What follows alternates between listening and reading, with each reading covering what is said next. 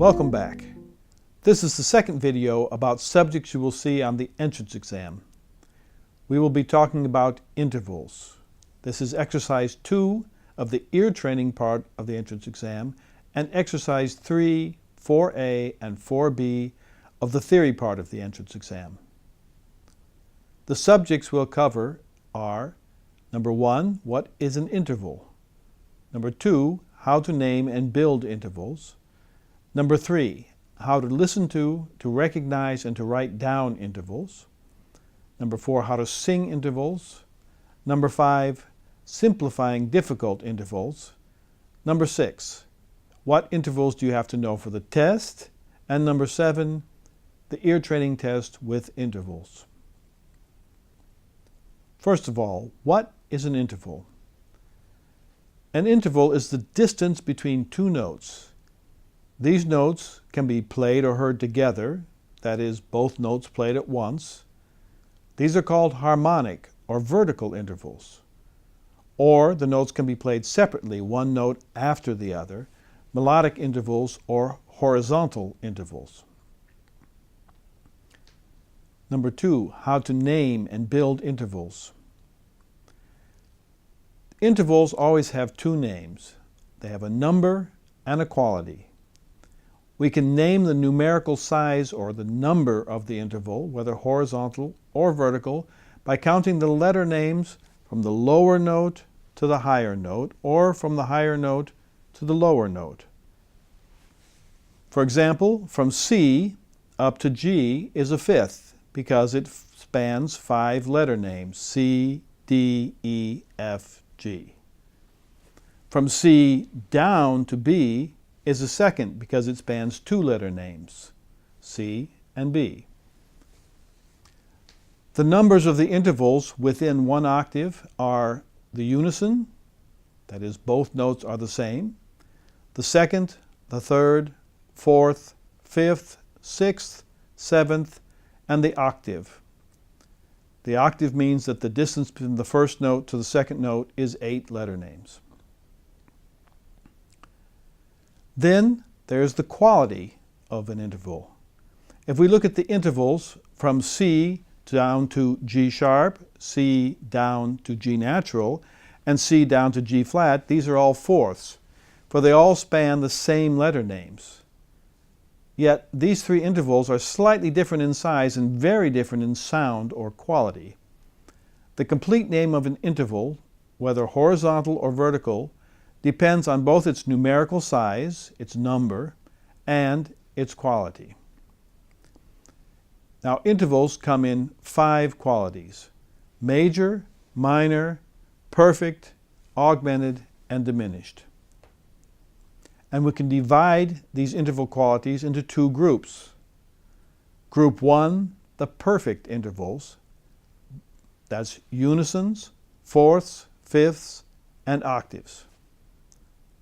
Group 2 are the major or minor intervals, and that would be seconds, thirds, sixths, and sevenths.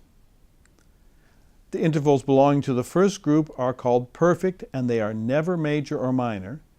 The intervals belonging to the second group are either major or minor, but they're never perfect. Intervals of either group can be augmented or diminished.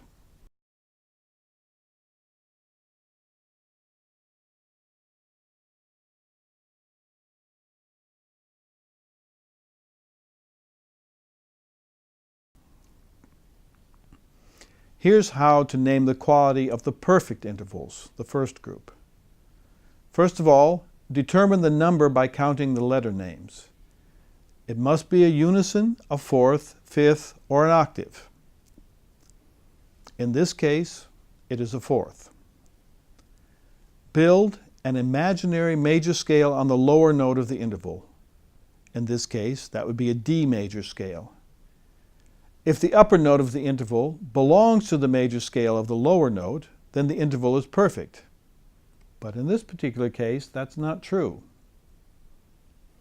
If the upper note does not belong to the major scale of the lower note, then we name it as follows. If it is 1/2 step smaller than a perfect interval, it's called diminished. If it's 1/2 step larger than a perfect interval, it's called augmented. Now we can see that this interval from D up to G sharp is an augmented fourth. Now let's look at how we name the quality of major intervals, the second group. Again, we first determine the number by counting the scale tones. It must be a second, third, sixth, or seventh. In this case, it's a sixth.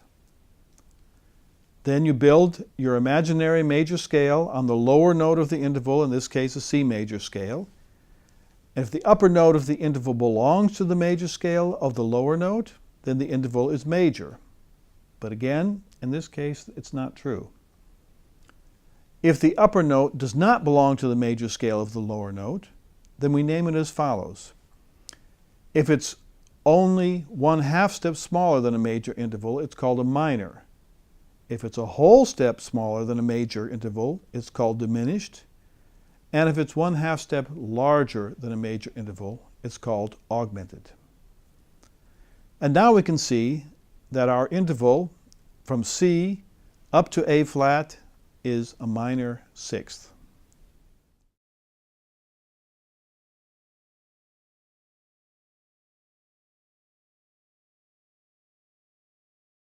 In cases where the lower note is the tonic of an unlikely key, you can follow another procedure.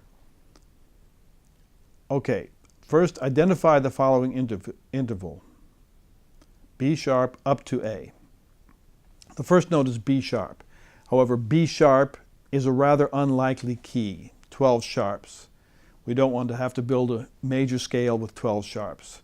So in this case, forget the sharp on the B for a moment. This will give us B up to A, a seventh. If we imagine a B major scale, the seventh step would normally be A sharp, but B up to A is a 1/2 step smaller than B up to A sharp. Therefore, from B up to A is a minor seventh.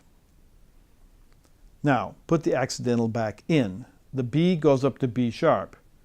This makes the interval 1/2 step smaller than a minor seventh. So if B up to A is a minor seventh, and this is 1/2 step smaller, then B sharp up to A must be a diminished seventh.